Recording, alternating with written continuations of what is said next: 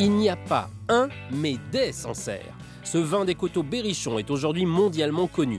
Mais cette réputation, il la doit surtout à la famille Bourgeois.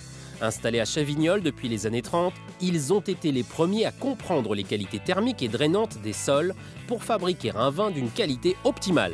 C'est l'histoire d'une famille, d'un vignoble et d'un village réunis autour d'une même passion, le Sancerre. Les pépins, ils sont en bois comme il faut, là. Noisette. Ouais. Noisette, c'est super bon. Ah, les mûrs, mais vraiment à souhait, là. Depuis quelques jours, les vendanges du Sancerre ont débuté. Arnaud et Lionel sont sur le pied de guerre. La météo semblerait garantir un millésime exceptionnel. On a eu une météo extraordinaire pour faire un millésime comme ça.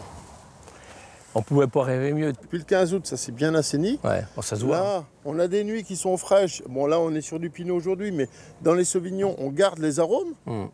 C'est extraordinaire pour nous. Ce qui est super, c'est qu'avec le fait qu'ici, il y a tout le temps un petit peu de brouillard, on aurait dans la vallée de la Loire, là. Mais il n'y a absolument pas de pourriture, non, parce que justement, il fait froid. Héritiers d'une des plus fameuses familles de viticulteurs de Chavignols, ils ont de l'amour pour cette région du Berry où les belles expositions sud-sud-ouest des coteaux et la proximité de la Loire assurent des conditions climatiques idéales pour la production de ces vins blancs et rouges. Depuis sa plus tendre enfance, la vigne, c'est le terrain de jeu d'Arnaud. Lorsque je rentrais de l'école, pour moi, j'allais voir l'enjambeur qui était en train de se faire réparer. Il y avait des travaux à la cave de mise en bouteille le mercredi après-midi, pas de sport. Le samedi, le week-end, pas de sport non plus.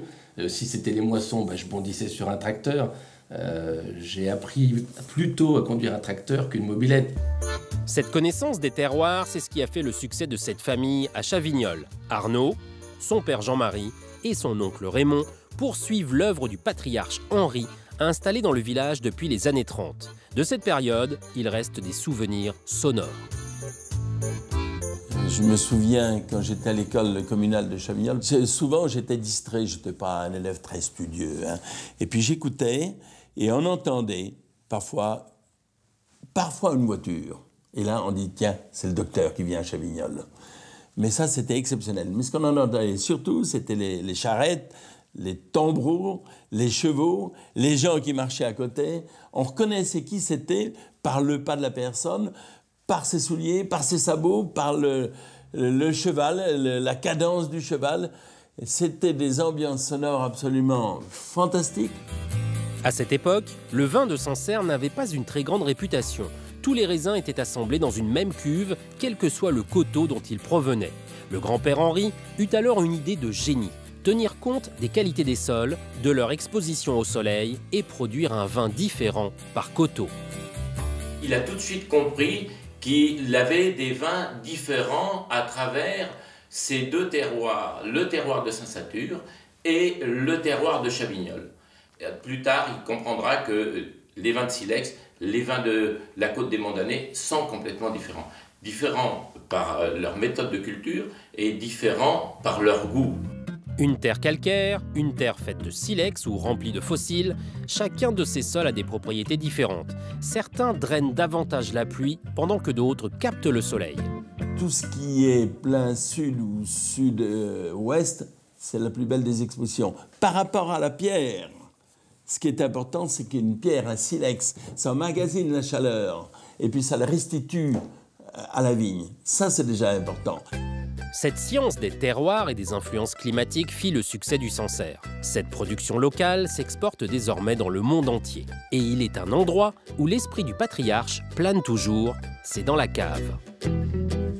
Vous savez, on va goûter le dernier vin que Pépé Henri a fait. Étienne Henri. Étienne Henri, c'était cette barrique qu'il avait achetée avant de mourir et puis qu'il avait vinifié le millésime dedans. C'est une grande histoire, mais c'est aussi beaucoup de sentiments de tout le travail qu'il a fait. Tiens, débouche là. Allez. Oh, ben super. Ah, la couleur. Très très belle couleur. Il a pris vraiment une intensité là. C'est un jaune, presque un jaune paille quoi. Ouais, presque paille. Mais c'est presque. Quand on déguste un vin comme ça rappelle un petit peu, c'est comme un livre, ça rappelle toute l'histoire du millésime de l'année, les températures qu'il a fait, toutes les séquences de bien, les joies, les peines. Ça, tout revient en mémoire, là. Ça me fait penser à la confiture de coin que faisait Mémé, un petit peu en plus. Oui, et un peu très seul. coin. Ouais. Depuis 80 ans, toute la famille a dédié sa vie aux Sancerre. Toutes les générations ont sué sang et eau en plein soleil sur les pentes ardues des monts d'Année où les vendanges ne peuvent se faire qu'à la main. Mais avec un bon vin, il faut servir de bons plats. Alors Jean-Marc, le frère d'Arnaud, se charge de régaler tout le monde. Elle est pas belle, cette tourte. Oh la Vache. Hein?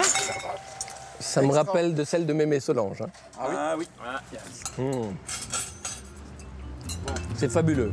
C'est absolument fabuleux. L'assemblage des bons raisins, comme celui des membres d'une même famille, voilà finalement le secret d'un vin de qualité.